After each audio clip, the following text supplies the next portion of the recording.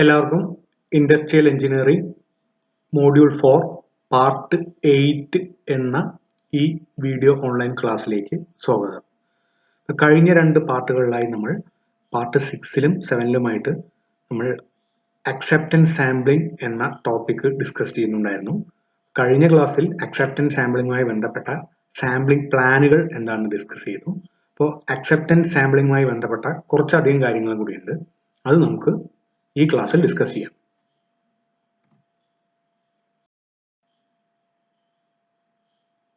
OC curve and its different regions. ഈ മോഡ്യൂളിൽ തന്നെ ഏറ്റവും ഇമ്പോർട്ടൻ്റ് ആയ ഒരു ടോപ്പിക്കാണ് OC കർവ് അല്ലെങ്കിൽ operating characteristic curve. Operating characteristic കർവുമായി റിലേറ്റ് ചെയ്തിരിക്കുന്ന കുറച്ച് ഡിഫറെന്റ് ടോപ്പിക്സ് ഉണ്ട്. അതിൻ്റെ സോണുകൾ, ദെൻ അത് OC കർവ് പാസ് ചെയ്യുന്ന പോയിന്റ്സ്, അതിൽ ഡിഫറെന്റ് റീജിയൻസ്, ഇവയെല്ലാം ഡീറ്റെയിൽ ആയിട്ട് തന്നെ നമുക്ക് ഈ ക്ലാസ്സിൽ ഡിസ്കസ് ചെയ്യാം. നമുക്ക് OC കർവ് എന്താണെന്നുള്ള ഡെഫിനിഷനിലേക്ക് കിടക്കാം. In sampling plans always remain some risk of either accepting bad lots and rejecting good lots, but this probability should be very low. ഒരു സാമ്പിളിംഗ് പ്ലാൻ, കഴിഞ്ഞ ക്ലാസ്സിൽ നമ്മൾ സാമ്പിളിംഗ് പ്ലാൻ എന്താണെന്ന് ഡിസ്കസ് ചെയ്തിട്ടുണ്ടായിരുന്നു. ഒരു സാമ്പിളിംഗ് പ്ലാനിൽ എല്ലാ സമയത്തും ചിലപ്പോൾ ബാഡ് ലോട്ട്സ് അക്സെപ്റ്റ് ചെയ്യാനുള്ള ഒരു ചാൻസ് ഉണ്ട്, അതുപോലെ തന്നെ ഗുഡ് ലോട്ട്സ് റിജക്റ്റ് ചെയ്യാനുള്ള ചാൻസ് ഉണ്ട്. ഈ OC കർവ് എന്ന് പറയുന്ന കർവ് ഒരു ഇൻഡസ്ട്രിയിൽ കൺസ്ട്രക്ട് ചെയ്യുന്നതിന്റെ പർപ്പസ് എന്ന് പറഞ്ഞത് ഈ ചാൻസ് ഒഴിവാക്കാനാണ്. ഏത് ചാൻസ്? ബാഡ് ലോട്ട് അക്സെപ്റ്റ് ചെയ്യുക, ഗുഡ് ലോട്ട്സ് റിജക്റ്റ് ചെയ്യുക. അത് ഒരിക്കലും സംഭവിക്കാൻ പറ്റാത്തതാണ്. കാരണം ബാഡ് ലോട്ട്സ് എപ്പോഴും റിജക്റ്റ് ചെയ്യേണ്ടതാണ്. അത് അക്സെപ്റ്റ് ചെയ്ത് എന്താ പ്രശ്നം? ബാഡ് ലോട്ട്സിൽ ബാഡ് പ്രൊഡക്ട്സ് ഉണ്ടാവും. അത് കസ്റ്റമേഴ്സിലേക്ക് എത്തിച്ചേർന്നാൽ അതിന്റെ യൂസ് അവർക്ക് കിട്ടില്ല, ഡിഫക്റ്റീവ് ഐറ്റംസ് ആയിരിക്കും കസ്റ്റമേഴ്സിലേക്ക് എത്തിക്കുക. അതുപോലെ തന്നെ ഗുഡ് ലോട്ട്സ് ചിലപ്പോൾ ഇൻസ്പെക്ഷൻ വഴി റിജക്ട് ചെയ്യാനുള്ള ചാൻസ് ഉണ്ട്. കാരണം ഗുഡ് ലോട്ട്സിലുള്ള ബാഡ് ഐറ്റംസ് ഉണ്ടാവും. അതാണ് നമ്മൾ പിക്ക് ചെയ്ത് ഇൻസ്പെക്ട് ചെയ്യുന്നതെങ്കിൽ ആ കാരണങ്ങൾ കൊണ്ട് ആ ഗുഡ് ലോട്ടെ റിജക്ട് ചെയ്യാനുള്ള ചാൻസ് ഉണ്ട്. അപ്പോൾ ഗുഡ് ലോട്ട് റിജക്ട് ചെയ്യാൻ ഒരിക്കലും അനുവദിച്ചുകൂടാ. ഈ ചാൻസ് ഒഴിവാക്കാനായിട്ട് ബാഡ് ലോട്ട്സ് അക്സെപ്റ്റ് ചെയ്യലും ഗുഡ് ലോട്ട്സ് റിജക്ട് ചെയ്യലും, ഈ രണ്ട് ചാൻസ് ഒഴിവാക്കാനായിട്ട് ഇൻഡസ്ട്രിയിൽ യൂസ് ചെയ്യാറുള്ള ഒരു ടിപ്പിക്കൽ ആയിട്ടുള്ള ക്യാരക്ടറിസ്റ്റിക്സ് കർവ് ആണ് OC കർവ്. ഇവിടെ എന്താണ് അതിന്റെ കൺസെഷൻ എന്ന് നോക്കാം. The values of PA corresponding to various fraction defectives are required. PA എന്ന് വെച്ച് കഴിഞ്ഞാൽ probability of acceptance. ഈ കർവ് കൺസ്ട്രക്ട് ചെയ്യാനുള്ള രണ്ട് പ്രധാനപ്പെട്ട ഫീച്ചേഴ്സ് എന്ന് പറയുന്നത് ഫ്രാക്ഷൻ ഡിഫക്റ്റീവ്സും പ്രോബബിലിറ്റി ഓഫ് അക്സെപ്റ്റൻസുമാണ്. ഫ്രാക്ഷൻ ഡിഫക്റ്റീവ് എന്നുകൊണ്ട് ഉദ്ദേശിക്കുന്നത് എത്ര പെർസെൻറ്റേജ് ഓഫ് ഡിഫെക്ഷൻ ഉണ്ട് എന്ന്. 100 ഗുഡ്സ് എടുത്താൽ അതിൽ എത്ര ശതമാനം ഡിഫെക്ട്സ് ഉണ്ടാവും എന്ന ആ റേഷ്യോ, അതിനെയാണ് ഫ്രാക്ഷൻ ഡിഫക്റ്റീവ് എന്നുകൊണ്ട് മീൻ ചെയ്യുന്നത്. PA അല്ലെങ്കിൽ പ്രോബബിലിറ്റി ഓഫ് അക്സെപ്റ്റൻസ് എന്നുകൊണ്ട് മീൻ ചെയ്യുന്നത് എത്ര പെർസെൻറ്റേജ് ഒരു ഉണ്ടാക്കുന്ന പ്രൊഡക്ട്സിനെ അക്സെപ്റ്റ് ചെയ്യാൻ പറ്റും അല്ലെങ്കിൽ സ്വീകരിക്കാൻ പറ്റും എന്നുള്ളത്.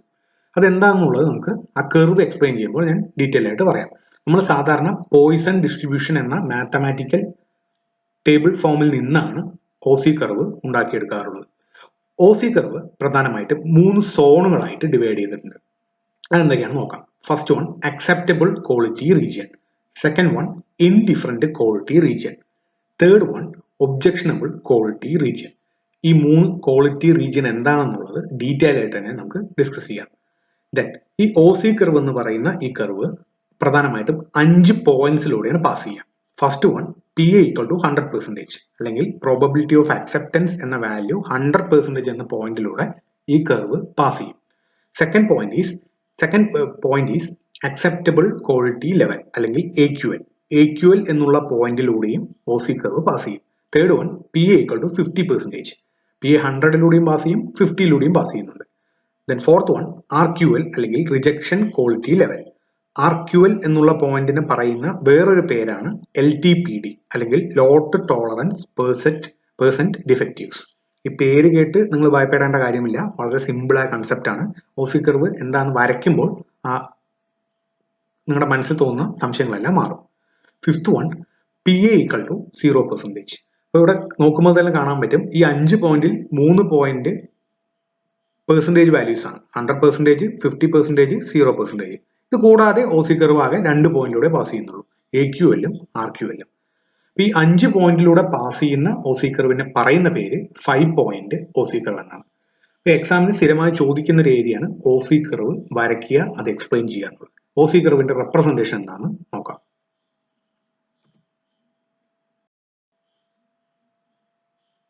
നിങ്ങൾ ഈ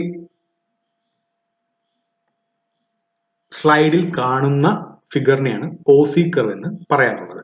ഇവിടെ ഈ കർവിലേക്ക് ശ്രദ്ധിച്ചാൽ നിങ്ങൾക്കറിയും, ഈ കർവ് നമ്മൾ മുമ്പ് പറഞ്ഞതുപോലെ 5 പോയിന്റ്സിലൂടെയാണ് പാസ് ചെയ്യുന്നത്. First point PA = 100, then AQL PA = 50, RQL fifth point എന്ന് പറയുന്നത് PA = 0. ഈ കർവ് വരയ്ക്കാനുള്ള ഫസ്റ്റ് സ്റ്റെപ്പ് എന്ന് പറയുന്നത് എക്സ് ആക്സിസും Y ആക്സിസും പ്ലോട്ട് ചെയ്യാനാണ്. എക്സ് ആക്സിസിൽ ഇവിടെ എന്താ റെപ്രസെന്റേഷൻ? ഫ്രാക്ഷൻ ഡിഫക്റ്റീവ്സ്, എത്ര പെർസെന്റേജ് ഡിഫക്റ്റ് ഉണ്ട് എന്നതിന്റെ ഫ്രാക്ഷൻ അല്ലെങ്കിൽ ആ പെർസെന്റേജ്. ദെൻ Y ആക്സിസിൽ പ്രോബബിലിറ്റി ഓഫ് അക്സെപ്റ്റൻസ്, എത്ര പെർസെന്റേജ് ഗുഡ്സിനെ അക്സെപ്റ്റ് ചെയ്യണം എന്നുള്ളത്. ഒരു ഉദാഹരണം എടുത്തു കഴിഞ്ഞാൽ ഇപ്പൊ ഈ 1 എന്ന പോയിന്റിൽ പ്രോബബിലിറ്റി ഓഫ് അക്സെപ്റ്റൻസ് 100% ആണ്. ആ സമയത്ത് ഫ്രാക്ഷൻ ഡിഫക്റ്റീവ് എന്ന് പറയുന്ന വാല്യൂ 0 ആയിരിക്കും.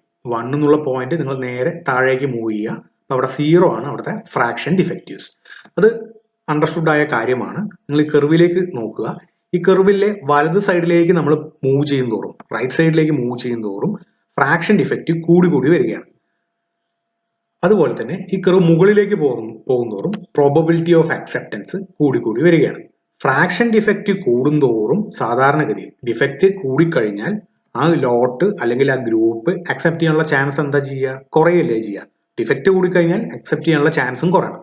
അതുകൊണ്ട് തന്നെ ഈ കർവ് ഫ്രാക്ഷൻ ഡിഫക്റ്റ് കൂടുന്നതനുസരിച്ചിട്ട് മുകളിൽ കാണുന്ന ഈ കർവ് കുറഞ്ഞു കുറഞ്ഞു വരുന്ന പോലെയാണ് നമുക്ക് കാണാൻ കഴിയുക. ഫ്രാക്ഷൻ ഡിഫക്റ്റ് കൂടുന്നതിനനുസരിച്ചിട്ട്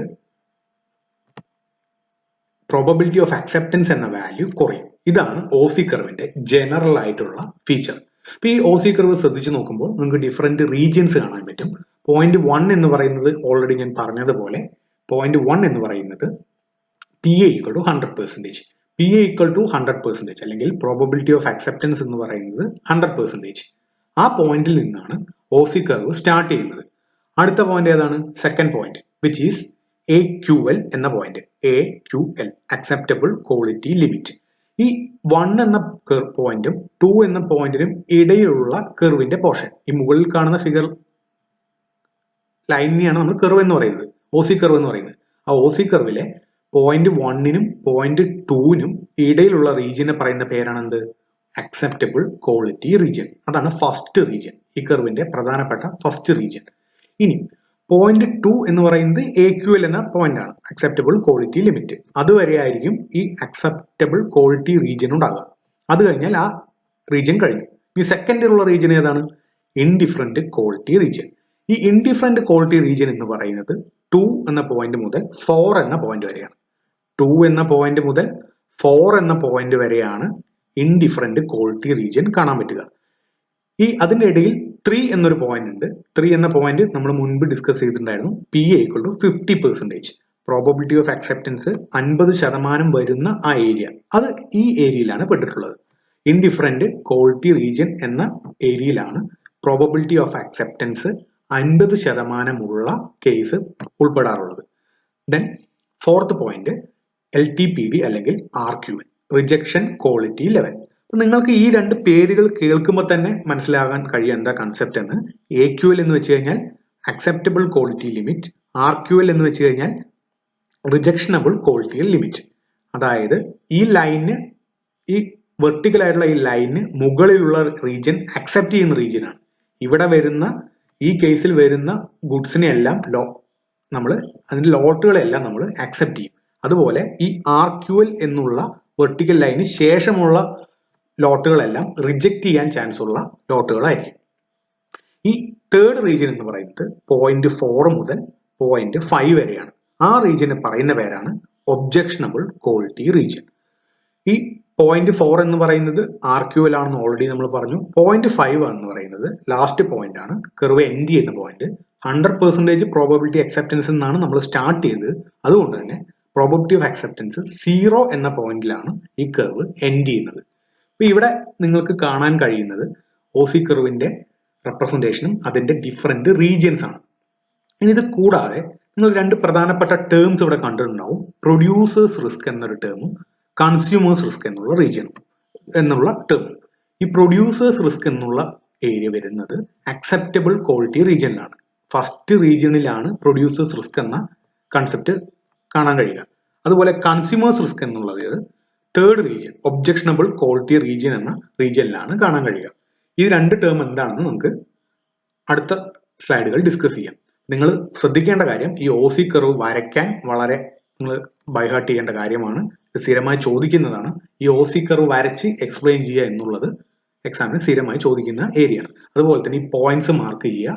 1, 2, 3, 4, 5 എന്നുള്ള പോയിന്റ്സ് എന്തൊക്കെയാണെന്ന് നിങ്ങൾ മാർക്ക് ചെയ്ത് കഴിഞ്ഞാൽ OC കർവ് വരയ്ക്കാൻ ഒരു ക്വസ്റ്റ്യൻ ചോദിക്കുകയാണെങ്കിൽ അതിൽ ഫുൾ മാർക്സ് സ്കോർ ചെയ്യാൻ പറ്റും. ഈ OC കർവിലെ 3 ഡിഫറെന്റ് റീജിയൻസ് എന്താണെന്ന് ഡീറ്റെയിൽ ആയിട്ട് നമുക്ക് ഡിസ്കസ് ചെയ്യാം.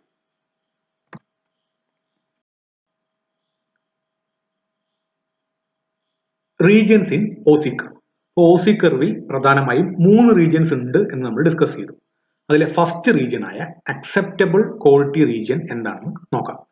There are always two parties in acceptance procedure. They are manufacturer and consumer. The OC curve for sampling plan indicates the protection provided to the producer and purchaser.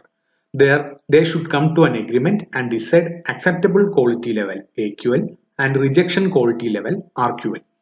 നമുക്ക് അറിയാവുന്ന ഒരു കാര്യമാണ്, ഒരു ഇൻഡസ്ട്രിയിൽ ഉണ്ടാക്കുന്ന പ്രൊഡക്ട്സിനെ സംബന്ധിച്ച് രണ്ട് പ്രധാനപ്പെട്ട ആളുകളാണ് ഉള്ളത്.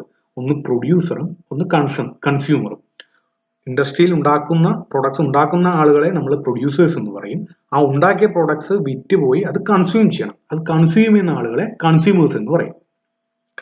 ഒരു പ്രൊഡക്റ്റിന്റെ ക്വാളിറ്റി ലെവൽ നമ്മൾ ഫിക്സ് ചെയ്യുന്ന സമയത്ത് ഏറ്റവും ഇമ്പോർട്ടൻ്റ് ആയിട്ടുള്ളത് ഈ രണ്ട് ഏരിയകൾ, പ്രൊഡ്യൂസറും കൺസ്യൂമറും, ഇവർ തമ്മിലുള്ള ഒരു അണ്ടർസ്റ്റാൻഡിംഗ് ആണ്. അവർ അണ്ടർസ്റ്റാൻഡ് ചെയ്തിട്ട് ഏതാണ് ക്വാളിറ്റി ലെവൽ എന്ന് ഫിക്സ് ചെയ്യുന്നത്. കൺസ്യൂമേഴ്സിന് എന്താണ് ആവശ്യമെന്ന് പ്രൊഡ്യൂസർ മനസ്സിലാക്കുന്നു. അതുവഴിയാണ് ഈ ക്വാളിറ്റി ലെവല് ഫിക്സ് ചെയ്യാറുള്ളത്. അപ്പോൾ ക്വാളിറ്റി ലെവല് പ്രധാനമായിട്ട് രണ്ട് ലൈൻസ് വെച്ചിട്ടാണ് റെപ്രസെന്റ് ചെയ്യുക. നമ്മൾ OC കർവിൽ കണ്ടതുപോലെ തന്നെ acceptable quality level AQL and rejection quality level RQL. അപ്പൊ ഈ അക്സെപ്റ്റബിൾ ക്വാളിറ്റി റീജിയൻ എന്ന് പറയുന്നത് OC കർവിന്റെ ഫസ്റ്റ് റീജിയൻ. ആ റീജിയന്റെ പ്രത്യേകത എന്താണെന്ന് നോക്കാം. The consumer will accept all lots which have fraction defective represented by AQL or less. Nearly all the lots in the acceptable quality region will be accepted. ഈ AQLന് മുകളിലുള്ള region, അതിനാണ് acceptable quality region എന്ന് പറയുന്നത്. ഈ റീജിയനിൽ probability of acceptance വളരെ high ആണ്. ആ റീജിയനിലുള്ള ലോട്ട് ഗുഡ് ആകാനുള്ള ചാൻസ് കൂടുതലാണ്. കാരണം അവിടെ ഫ്രാക്ഷൻ ഡിഫക്റ്റീവ് കുറവാണ്. നമ്മൾ മുമ്പ് ഫിഗറിൽ കണ്ട പോലെ തന്നെ ഫിഗറിന്റെ ലെഫ്റ്റ് സൈഡിൽ, OC കർവിന്റെ ലെഫ്റ്റ് സൈഡിൽ ഫ്രാക്ഷൻ ഡിഫക്റ്റീവ്സ് കുറവാണ്. റൈറ്റിലേക്ക് മൂവ് ചെയ്യും തോറുമാണ് ഫ്രാക്ഷൻ ഡിഫക്റ്റ് കയറി വരുന്നത്. അപ്പൊ ഇവിടെ ഫ്രാക്ഷൻ ഡിഫക്റ്റ് കുറവായതുകൊണ്ട് തന്നെ ആ റീജിയണിലുള്ള പ്രൊഡക്ട്സ് അക്സെപ്റ്റ് ചെയ്യാനുള്ള ചാൻസ് വളരെ ഹൈ ആണ്. The value of PA for this region is high. Probability of acceptance ഈ റീജിയനിൽ വളരെ ഹൈ ആണ്. പക്ഷേ however very few lots may be rejected in this region because of a bad sample whose probability is very low. This is a loss to the producer and it is called as producer's risk. ഇങ്ങനെയാണെങ്കിലും ഈ റീജിയനിൽ വളരെ good products ആണെന്ന് നമുക്കറിയാം. ഇങ്ങനെയാണെങ്കിലും ഒരു ലോട്ടിൽ ഒരു bad product ഉണ്ടെങ്കിൽ, ഒന്നിൽ അധികമോ bad product ഉണ്ടെങ്കിൽ ആ ലോട്ട് റിജക്ട് ചെയ്യുന്നതുകൊണ്ട് ചിലപ്പോൾ ആ ഗ്രൂപ്പിനെ റിജക്ട് ചെയ്യാൻ ചാൻസ് ഉണ്ട്. ഒരു ലോട്ടിൽ മോശമായതുകൊണ്ട് കുറെ ലോട്ടുകൾ ഉണ്ടാവും. ഒന്നിലധികമോ ലോട്ട് മോശമായതുകൊണ്ട് ആ മൊത്തം ലോട്ടിനെയും ചിലപ്പോൾ ഈ റീജിയനിൽ പെട്ട, അതായത് വളരെ ഫ്രാക്ഷൻ ഡിഫക്റ്റ് കുറവായിരിക്കും. പക്ഷെ നിർഭാഗ്യവശാൽ നമ്മൾ ഇൻസ്പെക്ഷൻ ചെയ്യാൻ വേണ്ടി പിക്ക് ചെയ്തെടുക്കുന്നത്, നമ്മൾ പിക്ക് ചെയ്തിട്ടാണ് ഇൻസ്പെക്ഷൻ ചെയ്യുന്നത്. ഈ ബാഡ് ലോട്ടിനെ തന്നെ നമ്മൾ പിക്ക് ചെയ്തെടുക്കുന്നു. 100 ആകെ 2 ബാഡ് ലോട്ട് ഉണ്ടെന്ന് വിചാരിക്കുക. നമ്മൾ ഇൻസ്പെക്ട് ചെയ്യാൻ വേണ്ടി എടുക്കുന്നത് ആ 2 ലോട്ടിന് തന്നെയാണ്. ബാക്കി 98 നല്ലതാണ്, പക്ഷെ അത് നമ്മൾ കാണുന്നില്ല. നമ്മൾ പിക്ക് ചെയ്തെടുത്തത് 2 അത് 2 ടെസ്റ്റ് ചെയ്യുമ്പോൾ അത് ബാഡ് ലോട്ടാണ്. അതുകൊണ്ട് ആ മൊത്തം ഗ്രൂപ്പിനെ റിജക്ട് ചെയ്യുന്നു. അതൊരിക്കലും ആക്സെപ്റ്റ് ചെയ്യാൻ പറ്റില്ല. അത് ആർക്ക് നഷ്ടം വരുന്ന കേസാണ്? അത് പ്രൊഡ്യൂസറിന് നഷ്ടം വരുന്ന കേസാണ്. അതുകൊണ്ടാണ് ആ ഏരിയനെ പ്രൊഡ്യൂസേഴ്സ് റിസ്ക് എന്ന് പറയുന്നത്. ആ ലോട്ടിലുള്ളത് എല്ലാം, ആ ഗ്രൂപ്പിലുള്ളത് അല്ലെങ്കിൽ ആ റീജിയനിലുള്ളത്, അക്സെപ്റ്റബിൾ ക്വാളിറ്റി റീജിയനിലുള്ള എല്ലാ ഗ്രൂപ്പ് പ്രൊഡക്ട്സിനെയും ആക്സെപ്റ്റ് ചെയ്യേണ്ടതാണ്. അവിടെ 1-2 ലോട്ടുകളെ മോശമാകാനുള്ള ചാൻസ് ഉള്ളൂ, വളരെ കുറവാണ്. പക്ഷേ ഈ സാമ്പിൾ ചെയ്ത് അല്ലെങ്കിൽ ഇൻസ്പെക്ട് ചെയ്ത് എടുക്കുന്നത് ബാഡ് പ്രൊഡക്ട്സിനെ ആണെങ്കിൽ അല്ലെങ്കിൽ ബാഡ് ലോട്ടിനെ ആണെങ്കിൽ അത് മോശമാണെന്നുള്ളത് കൊണ്ട് ചിലപ്പോൾ ആ ഏരിയയിലുള്ള എല്ലാ പ്രൊഡക്ട്സിനെയും റിജക്ട് ചെയ്യേണ്ടി വരും. അത് വൻ നഷ്ടമാണ് പ്രൊഡ്യൂസറിന്. അതുകൊണ്ടാണ് ഈ ഏരിയനെ പ്രൊഡ്യൂസേഴ്സ് റിസ്ക് എന്ന് പറയുന്നത്. ഈ ഏരിയയിലുള്ള പ്രൊഡക്ട്സ് ജനറലി ഗുഡ് പ്രൊഡക്ട്സ് ആയിരിക്കും. Then second region indifferent quality region. ആ പേരിൽ തന്നെയുണ്ട് ഇൻഡിഫറൻറ്റ് ക്വാളിറ്റി റീജിയൻ. നമ്മൾ മുമ്പ് കണ്ട ഓസി കർവിലെ ആ ഏരിയ ഏതാന്ന് നമ്മൾ കാണാറുണ്ടായിരുന്നു. ഓസി കർവിലെ ആ ഏരിയ PA-AQL-ഉം RQL-ഉം ഇടയിലുള്ളതാണ്. ഈ റീജിയന്റെ പ്രത്യേകത എന്താ നോക്കാം. In this region the submitted lots consist of fraction defective more than AQL. It is not advisable to accept such lots because defectives are more than the specified AQL value, and lot in this zone is worse than AQL and better than RQL. No decision can be given without its acceptance or rejection. 100% inspection is required to eliminate this indecision. നമ്മൾ ആ കർവിൽ കണ്ട പോലെ തന്നെ രണ്ട് curve റീജിയൻസിന്റെ ഇടയിൽ acceptable quality റീജിയന്റെയും റിജക്ഷണബിൾ quality റീജിയന്റെയും ഇടയിലുള്ള ഏരിയയാണ് ഇൻഡിഫറൻറ്റ് ക്വാളിറ്റി റീജിയൻ എന്ന് പറയുന്നത്. അതായത് AQL എന്ന വെർട്ടിക്കൽ ലൈനിന്റെയും RQL എന്ന ലൈനിന്റെയും ഇടയിൽ. AQL-ന് മുമ്പുള്ളതെല്ലാം നമ്മൾ അക്സെപ്റ്റ് ചെയ്യാൻ നോക്കും, അതുപോലെ തന്നെ RQL-ന് ശേഷമുള്ളത് നമ്മൾ റിജക്ട് ചെയ്യാൻ നോക്കും. ഇതിന്റെ ഇടയിലുള്ള ഏരിയയെ നമ്മൾ എന്ത് ചെയ്യും എന്നാണ് ഇവിടെ ചോദ്യം. ഈ കേസിൽ ഇവിടെയുള്ള ചില ലോട്ടുകൾ ഗുഡ് ആയിരിക്കും, ചില ലോട്ടുകൾ ബാഡ് ആയിരിക്കും. അപ്പൊ ഈ ലോട്ടുകളെല്ലാം ഗുഡ് ആണോ ബാഡ് ആണോ എന്ന് നമുക്ക് ഉറപ്പിച്ച് പറയാൻ പറ്റില്ല. സാമ്പിൾ നമ്മൾ ചെയ്തെടുത്താലും ചിലപ്പോൾ നമ്മളിവിടെ 50% ഗുഡും 50% ബാഡും ഉണ്ടാവും. നമ്മൾ പിക്ക് ചെയ്യണതെല്ലാം ഗുഡ് ആയിരിക്കും, പക്ഷെ ബാക്കി ബാഡ് ഉണ്ട്, അത് നമ്മൾ റിജക്ട് ചെയ്യേണ്ട കേസുകളാണ്. അതുപോലെ നമ്മൾ ചിലപ്പോൾ പിക്ക് ചെയ്യുന്നതെല്ലാം ബാഡ് ലോട്ടുകളായിരിക്കും, അത് മാത്രം ഇൻസ്പെക്ട് ചെയ്യുന്നു, എന്നിട്ട് ഇത് ബാഡ് ആണെന്ന് പറയുന്നു. പക്ഷെ അല്ലല്ലോ, അവിടെ ഗുഡ് ആയ പ്രൊഡക്ട്സും ഉണ്ട്. അതുകൊണ്ട് തന്നെ ഈ റീജിയനെ കുറിച്ച് ഒരു 100% ആയിട്ടുള്ള ഐഡിയ ഒരിക്കലും സാമ്പിളിംഗ് ഇൻസ്പെക്ഷൻ വഴി കിട്ടില്ല. അതായത് കുറച്ച് സാമ്പിൾസ് മാത്രം പിക്ക് ചെയ്തെടുത്ത് ഇത് ഗുഡ് ആണോ ബാഡ് ആണോ എന്ന് പറയാൻ പറ്റില്ല. അപ്പൊ ഇവിടെയുള്ള എല്ലാ പ്രൊഡക്ട്സിനെയും വേർതിരിക്കണം എന്നുണ്ടെങ്കിൽ 100% ഇൻസ്പെക്ഷൻ വേണം. എല്ലാ പ്രൊഡക്ട്സിനും ഇൻസ്പെക്ട് ചെയ്താലേ ഏത് ഗുഡ് ഏത് ബാഡ് എന്ന് ഈ റീജിയനിൽ അറിയുള്ളൂ. പക്ഷെ മുമ്പത്തെ റീജിയനിൽ എങ്ങനെയായിരുന്നു? മുമ്പത്തെ റീജിയനിൽ വളരെ കുറച്ച് ബാഡേ ഉണ്ടാവാറുള്ളൂ, 95 അല്ലെങ്കിൽ അതിന് മുകളിലോ ചിലപ്പോൾ ഗുഡ് പ്രൊഡക്ട്സ് ആയിരിക്കും ഉണ്ടാകുക. പക്ഷെ ഇൻഡിഫറൻറ്റ് ക്വാളിറ്റി റീജിയനിൽ കുറച്ചെണ്ണം ബാഡ് ആയിരിക്കും, കുറച്ചെണ്ണം ഗുഡ് ആയിരിക്കും. അതറിയണമെങ്കിൽ എല്ലാ ലോട്ടുകളും ഇൻസ്പെക്ട് ചെയ്യേണ്ടി വരും. അപ്പൊ 100% ഇൻസ്പെക്ഷൻ ആണ് ഇൻഡിഫറൻറ്റ് ക്വാളിറ്റി റീജിയൻ എന്നുള്ള റീജിയനിൽ പെർഫോം ചെയ്യുന്ന sampling plan.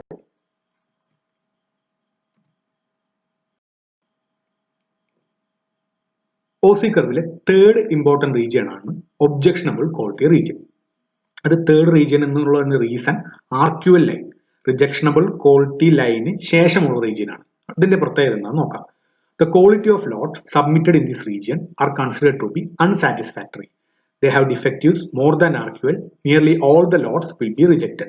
The probability for acceptance is very low. നമുക്ക് അറിയാവുന്ന കാര്യമാണ്, RQL-ന് ശേഷമുള്ള ഏരിയ ആയതുകൊണ്ട് ഇവിടെയുള്ള ലോട്ടുകൾ അധികവും മോശം ലോട്ടുകളായിരിക്കും, അല്ലെങ്കിൽ ബാഡ് ലോട്ടുകളായിരിക്കും. അപ്പൊ അത് കൂടുതലായിട്ടും റിജക്ട് ചെയ്യേണ്ട ലോട്ടുകളാണ്. ഇവിടെ അക്സെപ്റ്റ് ചെയ്യാനുള്ള ചാൻസ് വളരെ കുറവാണ്. അപ്പൊ നമ്മൾ മുമ്പ് അക്സെപ്റ്റബിൾ ക്വാളിറ്റി റീജിയനിൽ ഒരു പ്രൊഡ്യൂസേഴ്സ് റിസ്ക് പറഞ്ഞു. കാരണം ഗുഡ് ലോട്ടുകളിൽ ചിലപ്പോൾ ബാഡ് ലോട്ട് 1-2 ഉണ്ടാവും. അത് പിക്ക് ചെയ്ത് നമ്മൾ സാമ്പിൾ ചെയ്യുകയാണെങ്കിൽ അത് ബാഡാന്നുള്ളത് കൊണ്ട് ചിലപ്പോൾ ഈ മൊത്തം ലോട്ടിനെയും നമുക്ക് റിജക്ട് ചെയ്യേണ്ടി വരും. ഇവിടെ അതിന്റെ നേരെ ഓപ്പോസിറ്റ്, ഈ ഏരിയയിൽ കുറച്ച് ലോട്ടുകൾ നല്ലതായിരിക്കും. ഒബ്ജക്ഷണബിൾ ക്വാളിറ്റി റീജിയനിൽ കുറച്ച് ലോട്ടുകൾ നല്ല ലോട്ടുകളായിരിക്കും. ആ ലോട്ടുകളാണ് നമ്മൾ സാമ്പിൾ ചെയ്യാൻ വേണ്ടി പിക്ക് ചെയ്യുമെന്ന് വിചാരിക്കുക. 90% ലോട്ടുകൾ ബാഡാണ്, 10% ഗുഡുള്ളൂ. നമ്മൾ ആ 10% ഗുഡ് നോക്കിയിട്ട് പറയുകയാണ് ഇത് മൊത്തം ഗുഡാണെന്ന്. അങ്ങനെ പറയാൻ പറ്റില്ലല്ലോ. എന്താ ഇതിന്റെ പ്രശ്നം? It is a loss to the consumer because unsatisfactory items may be accepted. This is called consumer's risk. അങ്ങനെ ബാഡായ ഒരു ഏരിയയിൽ നിന്നും ഗുഡായ കുറച്ചെണ്ണം മാത്രം ചെക്ക് ചെയ്തിട്ട് നമ്മൾ ഗുഡ് എന്ന് പറഞ്ഞു കഴിഞ്ഞാൽ കൺസ്യൂമറിനാണ് നഷ്ടം. കാരണം അയാളുടെ കയ്യിലേക്കാണ് ഈ പ്രൊഡക്ട്സ് എത്തുന്നത്. അപ്പൊ ബാഡ് ആയിട്ടുള്ള ക്വാളിറ്റി ഉള്ള കുറെ പ്രൊഡക്ട്സ് അവർക്ക് കിട്ടും. ഇതിനെ കൺസ്യൂമർ റിസ്ക് എന്നാണ് പറയുക. കാരണം ഇവിടെ കൺസ്യൂമറിനാണ് നഷ്ടം വരുന്നത്, പ്രൊഡ്യൂസറിനല്ല. അപ്പൊ ഒബ്ജക്ഷണബിൾ ക്വാളിറ്റി റീജിയനെ പറയുന്ന വേറൊരു പേരാണ് കൺസ്യൂമേഴ്സ് റിസ്ക് ഏരിയ. നിങ്ങൾ ശ്രദ്ധിക്കേണ്ട കാര്യം, ഓസി കർവ് എന്ന് പറയുന്നത് 5 പോയിന്റ്സിലൂടെ പാസ് ചെയ്തിട്ടുണ്ടായിരുന്നു. PA=0, PA=100. ഇവിടെ AQL എന്ന ലൈനിന് മുകളിൽ അല്ലെങ്കിൽ അതിന് പിൻവശമുള്ള ഏരിയ ഫ്രാക്ഷൻ ഡിഫക്റ്റീവ്സ് അതിനേക്കാൾ കുറവാണെങ്കിൽ ആ ലോട്ടുകളെല്ലാം അക്സെപ്റ്റ് ചെയ്യും. പി എ ഈക്വൽ ടു 50% എന്നുള്ളത് AQL-നും LTPD-നും ഇടയിലുള്ള ഏരിയ ആണ്. ഒബ്ജക്ഷണബിൾ ക്വാളിറ്റി റീജിയനും അക്സെപ്റ്റബിൾ ക്വാളിറ്റി റീജിയനും ഇടയിലുള്ള ഇൻഡിഫറൻറ്റ് റീജിയനിലാണ് 50% എന്ന പോയിന്റ് കാണാൻ കഴിയുക. If the fraction defectives are equal to LTPD or more, nearly all the lots will be rejected. RQL അല്ലെങ്കിൽ LTPD എന്നുള്ള ലൈന് ശേഷമുള്ള എല്ലാ ലോട്ടുകളും റിജക്ട് ചെയ്യാൻ ചാൻസ് ഉള്ളതാണ്. ഇവിടുത്തെ പ്രോബബിലിറ്റി ഓഫ് അക്സെപ്റ്റൻസ് 0 ആണെന്ന് തന്നെ പറയേണ്ടി വരും. ഈ 3 റീജിയൻസ് ആണ് acceptable quality region, indifferent quality region, objectionable quality region എന്നാണ്. ഈ 3 റീജിയൻസ് ആണ് മെയിൻ ആയിട്ടും OC കർവിൽ കാണാൻ കഴിയുക.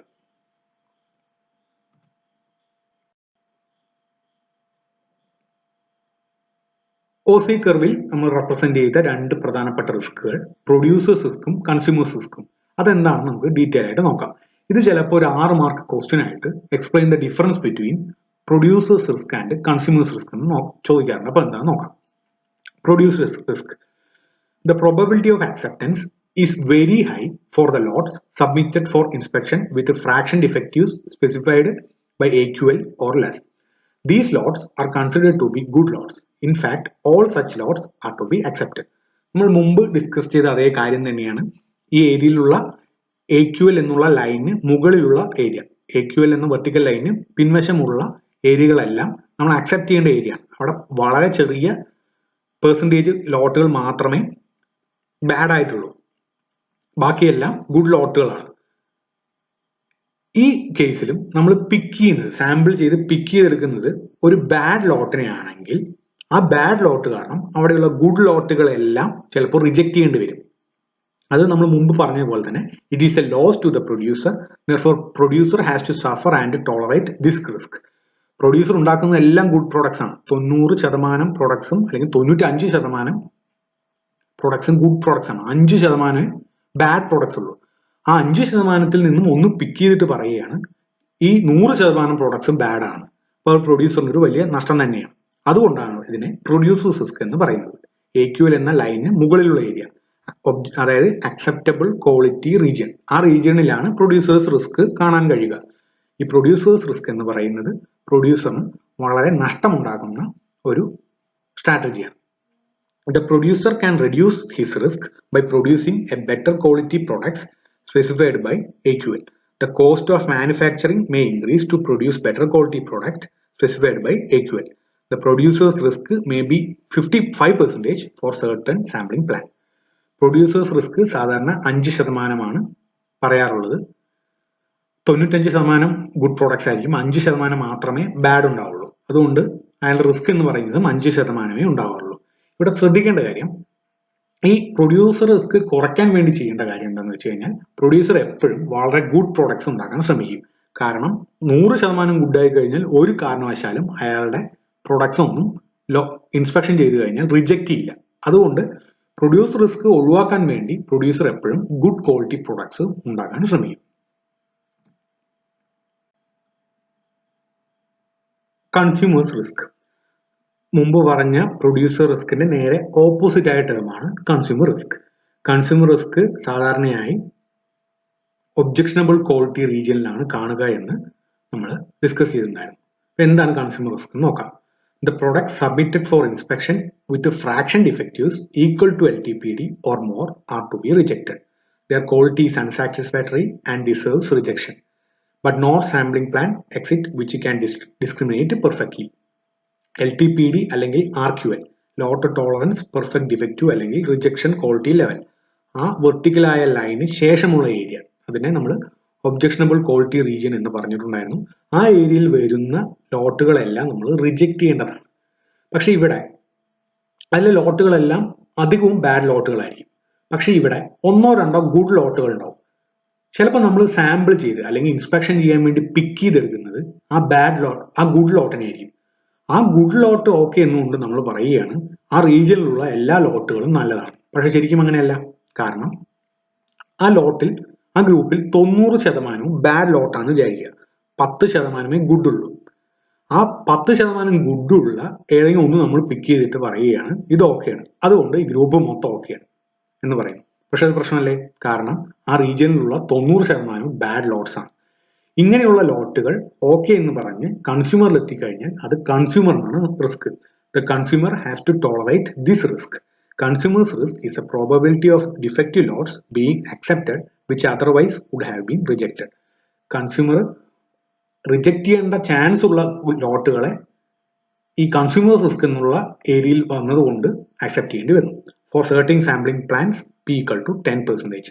10% നമ്മൾ സാധാരണ കൺസ്യൂമേഴ്സ് റിസ്ക് പറയാറുള്ളത്. പ്രൊഡ്യൂസർ റിസ്ക് എന്താണെന്ന് പറഞ്ഞു, കൺസ്യൂമർ റിസ്ക് എന്താണെന്ന് പറഞ്ഞു. അപ്പോൾ നിങ്ങൾ ശ്രദ്ധിക്കേണ്ട കാര്യം, ഒരു ടൈപ്പ് ഓഫ് ഓസി കർവിലും ഗുഡ് ലോട്ടും ബാഡ് ലോട്ടും പെർഫെക്റ്റ്ലി ഡിസ്ക്രിമിനേറ്റ് ചെയ്യില്ല. എപ്പോഴും ഏത് ഏരിയ എടുത്തു കഴിഞ്ഞാലും അവിടെ ചിലത് ഗുഡ് ഉണ്ടാവും, ചിലത് ബാഡ് ഉണ്ടാവും. അക്സെപ്റ്റബിൾ ക്വാളിറ്റി റീജിയണിൽ അധികം പ്രൊഡക്ട്സും ഗുഡ് ആണെന്ന് പറയുമെങ്കിലും വളരെ ചെറിയ ഐറ്റംസ് എപ്പോഴും അതിൽ ബാഡ് കാണാറുണ്ട്. 90-95% വരെയൊക്കെ ഗുഡ് പറഞ്ഞാലും 5% ബാഡ് ലോട്ടുകൾ അക്സെപ്റ്റബിൾ ക്വാളിറ്റി റീജിയനിൽ കാണാറുണ്ട്. അതുപോലെ തന്നെ ഒബ്ജക്ഷണബിൾ ക്വാളിറ്റി റീജിയണിൽ എല്ലാം ബാഡാന്ന് പറഞ്ഞാൽ പോലും ചിലപ്പോൾ ചില ഗുഡ് ലോട്ടുകൾ അവിടെ കാണാറുണ്ട്. ഇപ്പോൾ ഒരു ഏരിയയും പെർഫെക്റ്റ്ലി ഗുഡിനെയും ബാഡിനെയും ഡിസ്ക്രിമിനേറ്റ് ചെയ്യുന്നില്ല. പക്ഷെ ഗുഡിനെയും ബാഡിനെയും ഡിസ്ക്രിമിനേറ്റ് ചെയ്യുന്ന ഓസി കർവിന്റെ വേറൊരു വേരിയേഷൻ ഉണ്ട്. അതിനെ ഐഡിയൽ ഓസി കർവ് എന്നാണെന്ന് പറയാം. അതെന്താണെന്ന് നോക്കാം.